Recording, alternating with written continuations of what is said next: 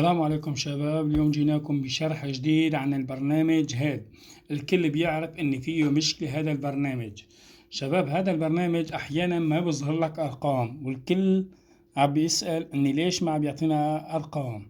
شباب انا جبت لكم حل ما حدا شرح عنه بكل اليوتيوب، وبحثت عنه عن طريق دب ويب، ولقيت الطريقة. طبعا انا بدخل عند دب ويب يا شباب وبلاقي البحث، ما بدور باليوتيوب. شباب كلكم تعرفوني، تدخلوا لهون تعطوا صلاحيات واغلبكم يعني اني ما بيعطيه ارقام.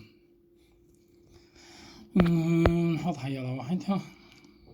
شباب الكل صار يعرف اني احيانا ما عم بيعطيه ارقام، مثل ما لكم شايفين يا شباب، مثل ما لكم شايفين ما اعطاك رقم. طبعا انا عندي حل يا شباب، حل يعني أرض بتقولوا، بخليه يعطيكم أرقام عربية، أرقام عربية، أحيانا فلسطين، أحيانا سوريا، أحيانا تركيا. طبعا ما عبالكم أنا والله خلص بدي أعطيكم أرقام عربية. أحيانا عم أقول في كلمة اسمها أحيانا، رح يعطيك أرقام بالمية مية.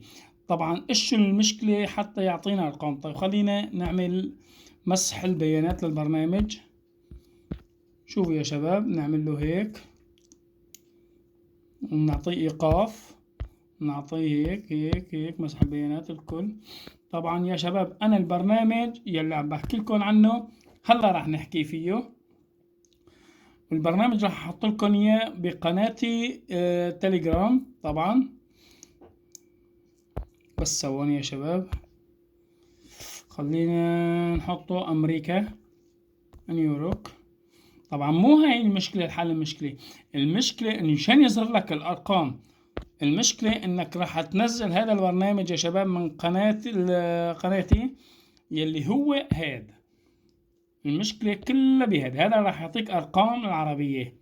ما تفكروا إني والله الفي بي إن اللي شغلناه هو اللي الحل المشكلة، لا يا شباب، المشكلة هاد، هذا راح يعطيكم أرقام العربية اجباري لازم تنزله. طبعا خلينا نشوف شلون تفعيله يا شباب. اما نفعله ونثبته يا شباب، هذا تفعيل هذا البرنامج رح يكون عن طريق الاندرويد 10. طبعا ما رح نحكي شلون يعني بالاندرويد 7 وال6 وال5، معك مس 5 يا ال10.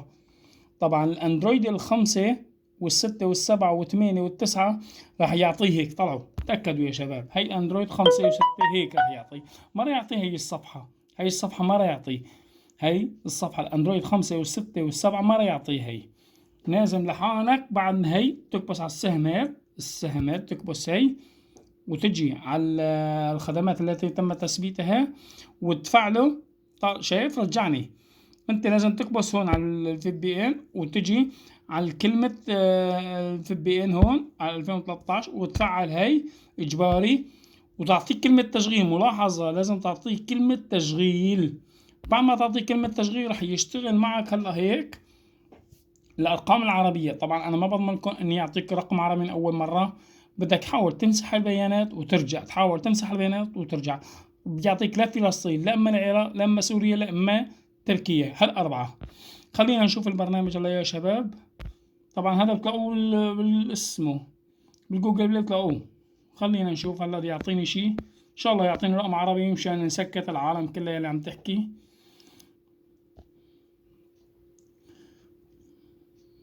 خلينا نعطيه حي الله رقم، حي الله ايميل عفوا، بنزود عليه.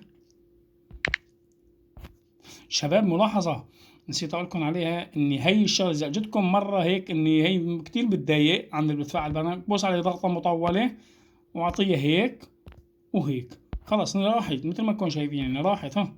شايفينها بتروح. اعطيها من هون هيك ايقاف، ما تمت. شايفينها بترجعوا على البرنامج نظامي، ما في اي مشكله. تعطوه استمر. خلينا نشوف، ما اعطاني. شايفين حتى الرقم ما اعطاني اياه يا شباب. والله العظيم اقسم بالله ان الطريقه شغاله بالمليون مليون ومجربه انا، بس لحسن الحظ الله على الشرح ما اعطاني. بس والله العظيم مجربها شي اكثر من 50 مره وعيطيني، وانا عندي قناة وعطي لكل العالم، وحبيت اشارك معكم بهي الطريقة. يلي بده ارقام عربية يشتغل بهي الشغلة، يلي ما بده ارقام عربية خلص يشتغل عن طريق هيك البرنامج. انا اخذت فلسطين والعراق ونزلتهم، والدلائل بقناتي بتشوفون، كل العالم يغذي.